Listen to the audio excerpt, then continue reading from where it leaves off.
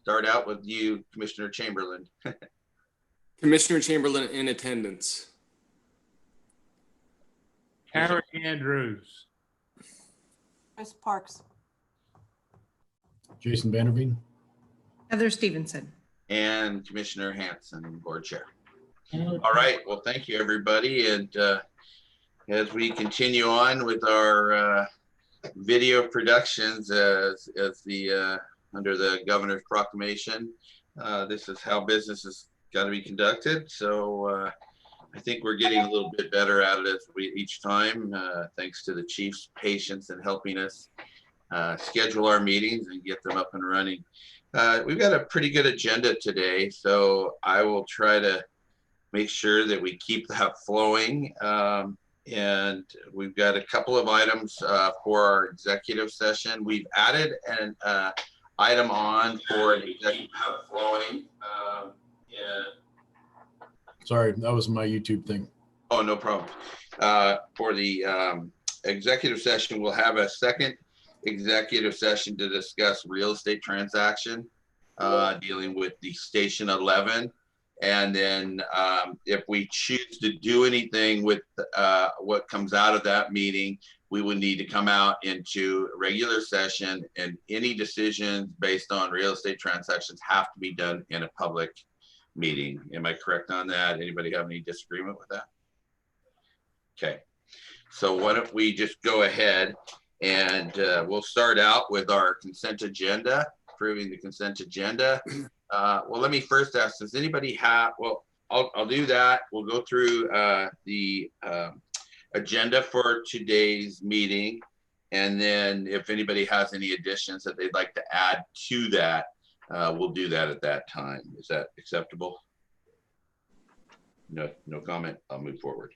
So let's go ahead and start out with approval of our consent agenda. That would include the meeting minutes from July 15th, 2020 regular meeting, the July 23rd special meeting, any staff reports that have been provided to us and provided in your packets, financial reports as submitted, vouchers to include district number 4 direct deposit payroll of $5,518, district 4 expenditure voucher of $3,816.15.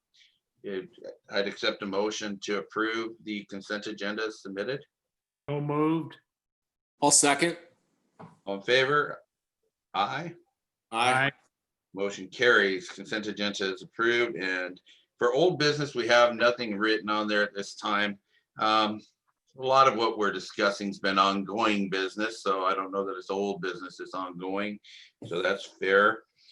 Today under new business, we're going to discuss a little bit about our audit by Washington State auditors coming up, a move of the North Whatcom Fire and Rescue administrative staff to their new location. We'll discuss our fourth quarter contract payment review and thoughts on that. And then we'll also, looks like be entertaining possibly Station 11 Resolution 2020-3 declaring Station 11 a surplus.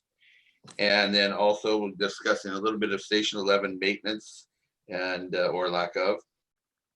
And then as well, interlocal agreement for automatic aid services and use of the training facilities between North Whatcom Fire and Rescue and the city of Bellingham from 2012. And I think the chief's gonna give us some information there. I know he's been working on some, put a lot of time in looking at options and how some of our facilities are best used. So on that note, I think I've covered everything. Again, we'll have the executive session as well to evaluate qualifications, not to evaluate qualifications. It's actually a performance-based evaluation on our one employee. And as we stated, we would do, and everybody should have received a copy of that. That is not the final evaluation. That is an evaluation that we'll be going through, and each commissioner will have input on anything they would like to add or subtract prior to finalizing that evaluation. We just had to start somewhere. And then on that, we'll come into our announcements, signing of documents, and then adjournment. So With no further, let's go ahead and Chris, why don't you start out with this? Or wait, I'm sorry, I said I'd give anybody a chance if they'd like to add anything to the agenda. Mark, Harry, None. None. okay. Why don't we go ahead? Chris, why don't you take this and talk to us a little bit about the audit by the Washington State Auditor's Office, what we need to know, what we can expect, and how these usually go.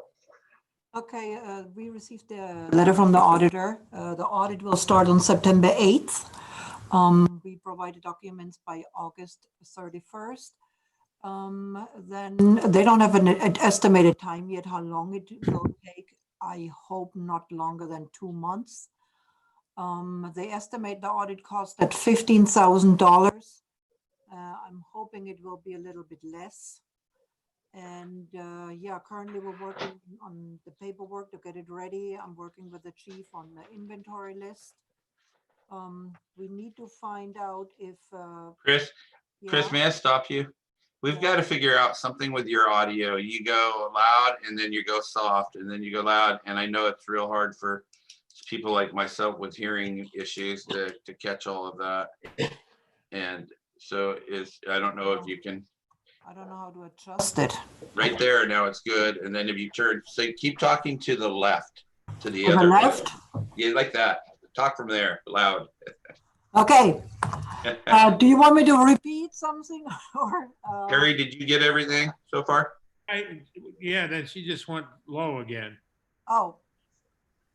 The audit starts on September 8th. The documents are due on August 31st. And I'm working with Jason right now on an inventory list. Then I take the documents down to the auditor.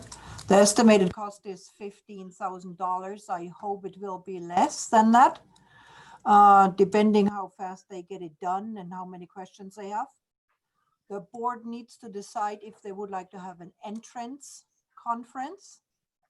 And we never had one in the past, so I don't know if you would like one now. And also we have to decide which commissioner would be the contact for the state auditor. All right.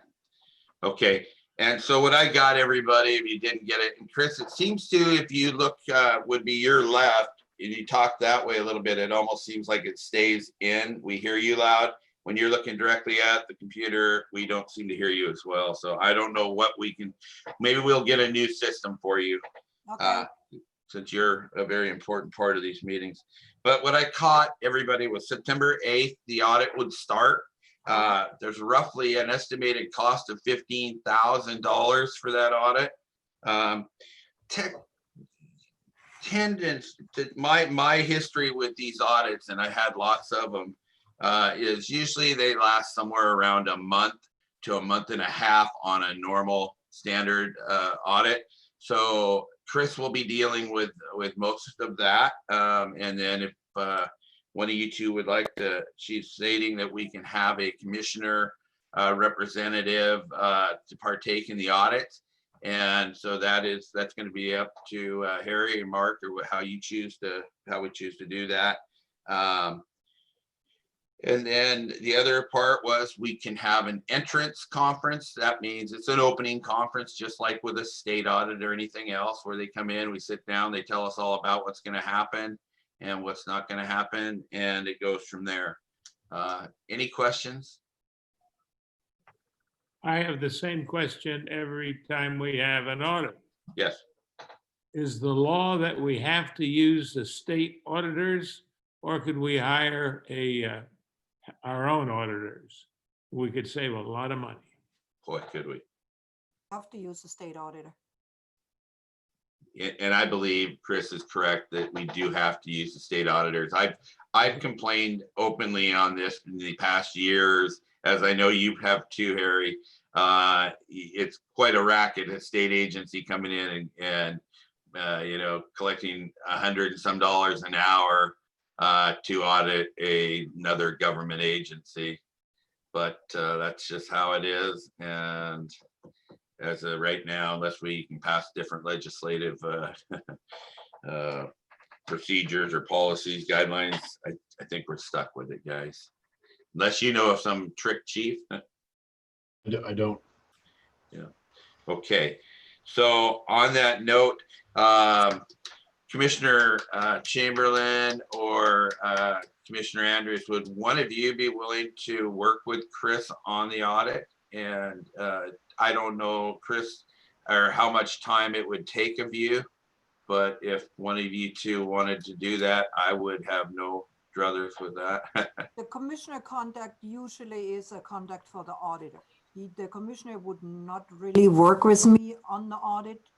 On the audit questions, it's more like the state auditor would call one commissioner if he has questions directly to the commissioner. All right, So the commissioner doesn't have to come in and work with me on documents or paperwork. very good.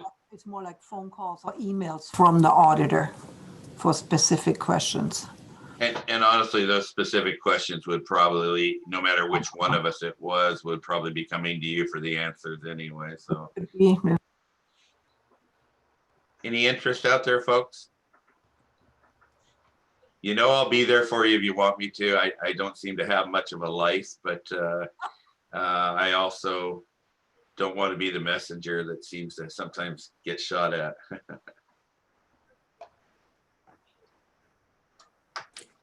I nominate you, Dave. I knew you. I just saw the grin on your face, Mark. How about I second that? All right. All in favor? Aye. Aye. Motion carries no matter what I say. So I will go ahead and do that. And I'll make sure that we keep everybody posted. And yeah, it's one of my commitments today is to make sure that we do a better job of when Chris is trying to send anything out to one of us, everybody gets it, and that helps keep our communications better. So thank you. All right, let's go to my agenda fell on the floor here. My computer, I guess, too. Just one moment. Conference, Dave? All right, go ahead, Chris. Do we want an entrance conference? Oh, there you go, guys. What is your recommendation, Chris? I would say it's not necessary. We never had one. What do you think, Jason? What'd you guys do at 21, Jason? No, sir. No, we did not do an entrance conference. I would have no problem not having one, but I'm going to leave it to my two colleagues. I don't have a problem not having one. I do not have any problem. All right. I think that's all we need to say on that, Chris. That's fine. That's it. Okay, let's go ahead and move on to, I don't think it's a secret, the second one here, the move of North Whatcom Fire and Rescue administrative staff. And based on several different reasons, I believe there was a few different reasons involved. The North Whatcom Fire and Rescue administrative staff has moved out to, I want to say Station 72, but I'll probably be wrong. Oh, you're correct. And Chief, can you just tell us a little bit about the move and kind of a little bit of the details on that? Sure. Yeah, it was multifaceted, or there was several different reasons that went into the decision to move. One was the ability to open up Station 12 for what it was intended for and what it was paid for by the voters, which is training. As I'm sure you're aware, there's been ongoing talks about a training consortium in Whatcom County with some of the larger departments, and we're moving closer and closer to that. And my hope is that this will kind of push us over the edge and make all the players realize that, yeah, this is here, this is ready to go, instead of planning and not being able to actually, it's like staging a house.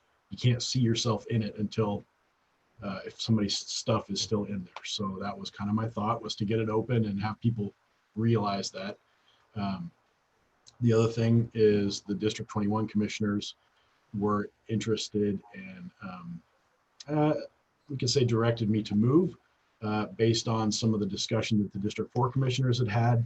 There'd been a lot of talk in the past, whether it was on record or not, of having 21 staff here in a District 4 building, gifting of public funds. Also, the real estate, you all had a real estate agent come in and tell you that the building was the campus was worth $10,000 a month. That's $120,000. That's a big number. I think that, that kind of said that maybe there was a need for a change. And it also, it moves, it separates the District 21 staff and moves them back into District 21 facility we've already got. And yeah, that was pretty much it. I think that's a great explanation, and one that you've kept me in tune to throughout. I know that you know this, and we know that you work for a board and a District 21 board, not for our board, or you take your direction from, I should say. And I think our only displeasure is that the lack of notice. The only way we pretty much found out what was happening was boxes being packed up and taken out, and no real notification to us until you actually did get up with me right at the end there, Jason. I appreciated that. And I believe you also thought I was aware of it, kind of ongoing already. So And I take responsibility for that. yeah, and I didn't see it as intentional on your part by any means.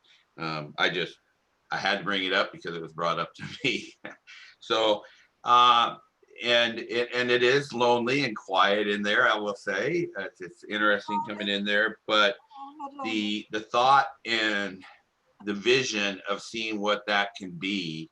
And I spoke with former Commissioner Williams, who was on board when they got the funding and built that. And you're absolutely correct. That was designed to be being a training facility, and hopefully being a county-wide training facility. And it definitely has been a training facility, but it'd be nice to see it come full circle to what it really needs to be. And for the taxpayers of not our community, but for all the people that travel through or reside within Whatcom County, there's a major benefit having a first-class training facility. So I know we'll be looking forward to hearing more about your plans. I know you've been working with Chief Hewitt from the city of Bellingham, as well as Chief Topol, I believe, and whoever else you've been working with. That's just fantastic. So we'll look forward to hearing more on that. Anybody have any other questions regarding the move of North Whatcom's staff out to, or I'm District 21 staff out to Station 72? Okay. No questions here. Oh, I'm sorry. Go ahead. I said no questions here. Thank you, Mark. Harry? None here. All right. Well, it was no more needed in discussion on that at this time. I will actually say this. I know that, no, never mind. I had a note here and then I scribbled it out, so I'm not going to bring it up. Let's go ahead and talk about resolution 2020-3 declaring Station 11 surplus. We're going to talk about that. We've asked Heather Stevenson, and I'm going to say with John L. Scott, correct me if I'm wrong. Correct. Didn't want to get that one wrong. I've been in big trouble, I think. And Heather is a local real estate agent. I've used Heather. Maybe some of you all have. And she comes highly recommended from her broker, who I also have an acquaintance of. And though I couldn't tell you his name. Darren Stenvers. Okay, Darren. So, but we appreciate you taking the time to come in and talk with our group in an executive session, just to discuss a little bit of the predicaments or situations surrounding. It's not just an easy sale. So we're going to go ahead and discuss that and how long we put it on the market for. And, because as we'll get into more in the meeting, if we choose to go forward with this, we want to use a standard multiple listing practice that's open to the public. That way there can be no favoritism or anything like that. Anything else on that that will be, if we agree when we come out of that, we would pass that resolution to surplus. And then Heather will, so she'll go into the we're gonna invite you into our executive session on that as well. Chief, you might as well participate in that as well, as long as either of the other commissioners have no concern with that. None So- here. None here. I think, what we can do is just everybody will go into that executive session if acceptable. Chief, is that correct? Sure. Yep, we can do that. Do you have an expected time we're going to be in there? Yeah, we have two matters, so I'd say we will at least probably be 30 minutes, probably at a minimum. Anybody think we're gonna need much longer than that to go through? We'll have the real estate session. Heather will go out, and then we will go right into and probably Chief, you can step out too if you want, and we'll just go right into our commissioners talking about our evaluation of our employee. How much time, does anybody got an anticipated time we should put? None here. Okay. So we will, when we go into that, I'm not ready to go into that because I think what we'll do is before we go into that, we'll drop down to Station 11 maintenance and just discuss that. I think all we really are going to say on that. Chris, do you have anything you want to say on the Station 11 maintenance? Mailed out the quote for the mold removal. And that had to do with mold removal. Everybody got that one, and Yeah. Since you're hard to hear, I believe everybody got a copy of the report. It was no surprise. When the master planning group came out, they identified that there was mold, black mold in the station, and that the mold would need to be sold. But we're going to discuss that in our executive session.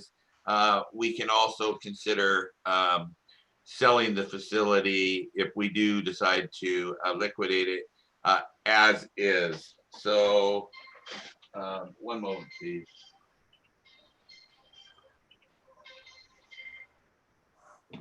Had to kill that. So we could definitely we'll discuss a little bit of that, but on the mold in the building, that it was determined it's been there for quite a while. It's no secret. And so one way or another, we will have to make a decision on how that's removed. I believe we had an estimate of roughly $1,900 to $2,000. I'll just round it to do the removal. And that's on face look, the first time looking at it from the beginning. There's also other issues with Station 11 to include some asbestos, I believe, potential asbestos in there, and as well as other moisture and wet areas surrounding the building. So a few different things we need to look at on the maintenance, but hopefully we can make it at all a moot issue and make it just go away with a simple transaction of sending it down the road. But I think it's important that everybody understand is it is not an active station right now. It's a storage facility. And we do have one engine stored there at that location, along with a lot of other things that are probably all surplusable.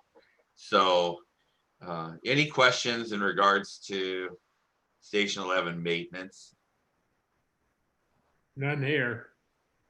None here. All right, we won't keep beating up a dead horse then.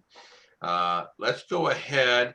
And Chris, do you want to talk to us a little bit about the interlocal agreement for automatic aid services and use of training facilities between North Whatcom Fire and Rescue and the city of Bellingham that was signed in 2012? we send out that in the local agreement. I send a copy to all of you for review. Okay. Yeah, currently the Bellingham Fire Department is using the training grounds for free for an unlimited amount. And Is free the correct word? I thought there was a trade for services. Is that not correct? Yeah, they cover an area of, It's part of the auto aid agreement. Correct. Yeah. Just discussed at the end of the last meeting.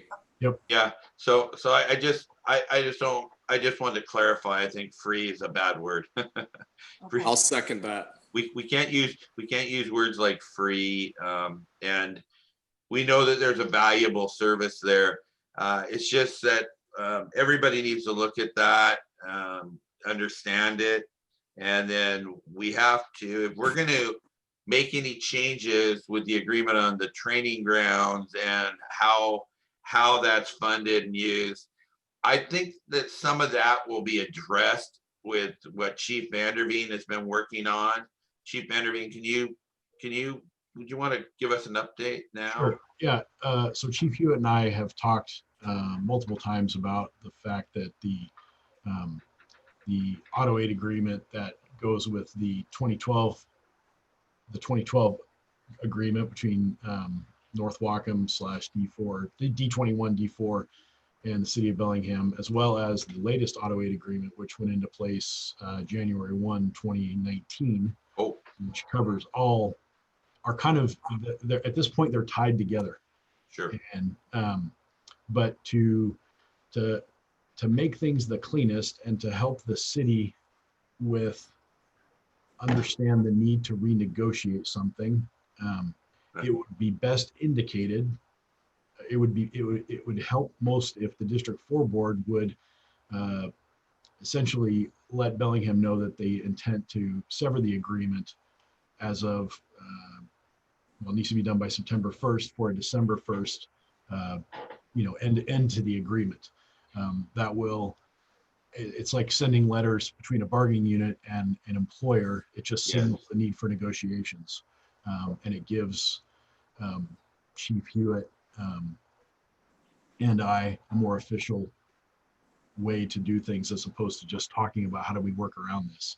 I do think that it would be best delivered with, we need to keep working together. We're going to keep working together. This is not an end to it. This is a new beginning, I guess, for lack of a better word. Similar to what we've tried to do with the RFA letter, but Correct. maybe we'll sweeten it a little Right. differently. Part two, right? Yeah, But yeah, that way, I mean, the map has changed so much. There's been other annexations since 2012. There's, now we have this auto aid agreement where if we just look at Station 12, how many times are they responding into the city? There's all these different, the landscape has changed very much in these last 8 years. And I think it's time, it's not a bad idea to relook at this agreement and tool it for what we're doing today. very good. Chief, one thing that I know we'd ask you for, and I know you're a busy guy, if there is some way in the near soon future we could see a report that breaks out just District 4 calls within our boundaries, strictly within our boundary, and then a separate, addition to that, a mutual, an aid, automatic aid to the city of Bellingham, and just absolutely just broke out those ways, just so I can put cost calculations and everything together in my head. It's really hard to do that when I don't have it directly broke down. Understand. I will get that to you. I will get that to you between the meetings, so you won't have to wait for the next board meeting. I'll get it to all four of you. That'd be great. Yep. And I'm sure everybody would be interested in seeing that. So Do you want year to date, or that'd be just fine, I think. Guys, any suggestions? None here. Harry, is just year to date be fine, or would you like 2019 as well? Year-to-date would be fine with me. I think that would be a little less strain on the chief right now, and that would be acceptable to us, Chief. Okay. And then on that note, anything else under that might fall under that area, folks? Okay. Anything else for the good of the order before we break into an executive session, which I would say would be from 12:30, right around 12:30 here, 12:32 or so to 1 o'clock. Was Okay. there, Was there action that needed to be done on that last topic of the interlocal agreement, Chief Vanderveen? Oh, thank you, Um, Mark. If, Did Yeah, you want, Yes, did you and Chief Hewitt want us to make a decision on severing that right now? You said before September 1st? you guys need to send a letter to the city of Bellingham. can we do that by motion, Yes. Mark? I'll second it. I guess I first it. All in favor of doing the letter as Chief Vanderveen suggested, and I'm sure he'd be glad to assist Chris in putting that letter together with the proper verbiage. I think it's important that Chief, you preview that for us prior to it going out. Yep. If nobody else has any problem with that. Nope. All right. So all in favor of doing so? Aye. I, Okay, opposed, no opposed, motion moves forward, and we will, Chris, you can start the process on that with the chief. Ms. Sparks. Yep, she nodded. Okay. Oh, is she happen to be somewhere close, or can you see her and I can't? I fear. All right, very good. So why don't we go ahead? It is 12:32. Why don't we all just go ahead, go into an executive session to discuss the real estate transactions or possible surplusing of Station 11 at 3131 Y Road. Is that acceptable? Jason, you want to take us into an executive I'm session? gonna